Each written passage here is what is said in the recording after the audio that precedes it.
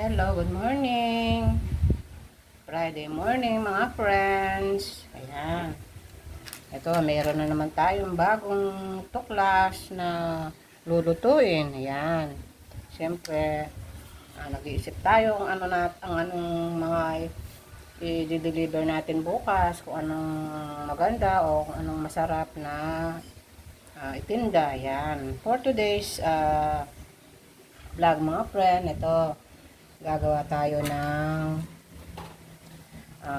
banana cake. Yan, banana cake without oven. Yan. Uh, Kahit sa kawali na lang natin iluto o steam sa ating mga steamer. At ayun, maluluto na yung ating banana cake. Yan. Ito yung mga ingredients natin mga friend na ipapakita ko sa inyo yung ating mga gagamitin sa ating banana cake. Yan. For the first time tayong gagawan itong banana cake natin.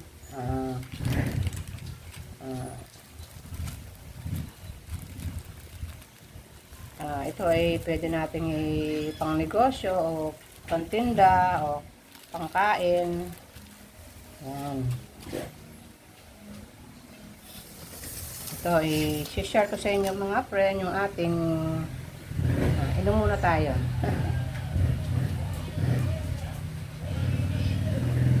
Yan. Ito yung herbal na iniinom ko, herbal. Yan.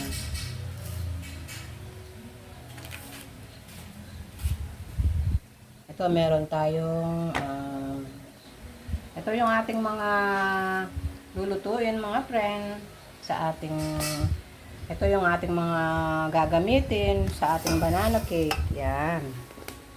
Tapos mamaya makikita natin doon sa ating mga bowl na ilalagay natin yung ating banana cake. Yan. Yung ating mga saging. Yan. Meron tayong 6 na 7 saging. Yan. Kahit anong saging, anong klaseng saging pwede nating basta hinog, yun, pwede nating gawing banana cake. At syempre, ito yung ating mga gagamitin, mga friend. Ito, ito la, para magkaano siya, lagyan natin siya ng kokwa. Yung parang chocolate ang flavor niya. Ito, meron tayong nag-melt ako ng butter. Yan. Tapos, yung 2 itlog.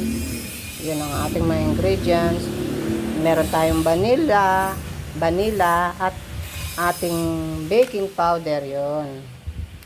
At syempre, maglalagay tayo ng all-purpose flour. Yan. Ito yung ating all-purpose flour, mga friend. Yan. Samahan nyo ako sa aking paggawa ng banana cake, mga friend. At papakita ko sa inyo ang kalalabasan ng ating banana cake maya-maya. Later, mga friend. Hello, mga friend. Ito yung ating banana cake. Ayan. Nandito siya sa ating kawali. Ayan. Ano na siya, oh. Paluto na siya. Ayan, oh. Bukas na natin siya hiwa-hiwain. Ito yung ating banana cake. Ayan. Kahit wala tayong oven, yan, nakagawa tayo ng banana cake.